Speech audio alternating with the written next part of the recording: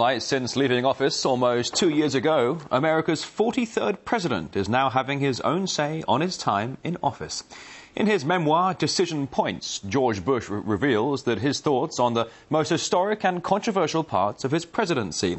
For more on this, I'm now joined by Russ Baker, who wrote a book called Family of Secrets, The Bush Dynasty, America's Invisible Government and the Hidden History of the Last 50 Years. Hello to you. So in his book, George Bush says that he personally approved the interrogation technique of waterboarding of terror suspects. He says he stands by his approval on that and that it helped prevent further terror attacks. What do you make of this?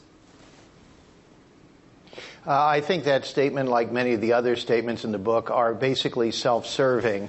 Probably a majority of Americans are comfortable with that statement, that if it saved lives, it was okay.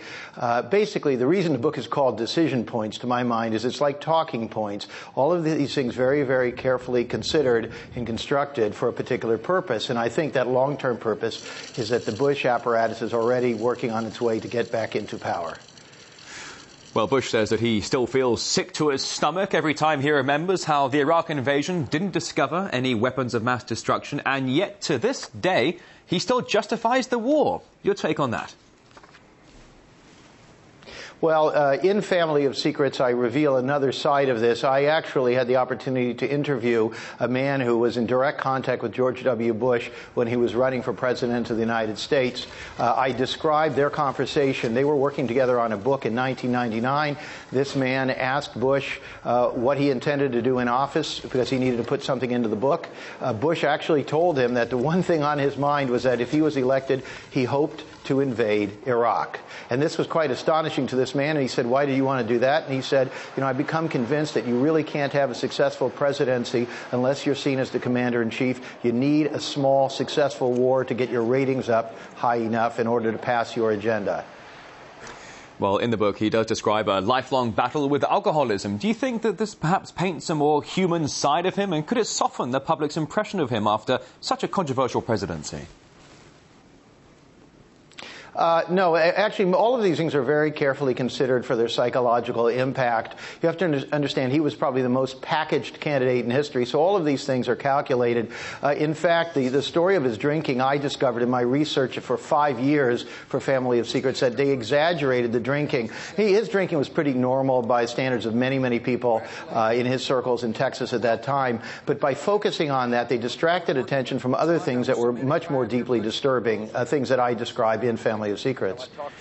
Now, sir, you're saying here this book is a calculated approach to the Bush family getting back in power in the future. Can you just go a bit further on that? What are you saying?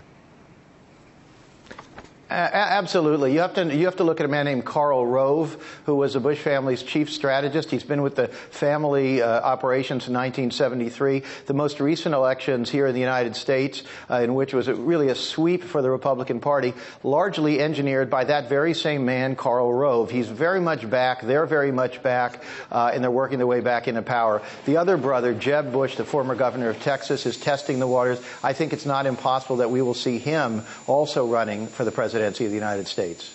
And finally, sir, if I may, in his book, Bush also says that he regrets the economic mess that he left to current President Barack Obama. Is this a case of just too little, too late?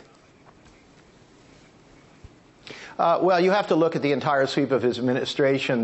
One of their principal purposes was to basically defund government and turn a lot of the government services, particularly domestic ones, over to private companies, profit centers for people who were big funders of his campaign and friends of his. So this was a very much of a deliberate effort. All right, Russ Baker, author of Family of Secrets, The Bush Dynasty.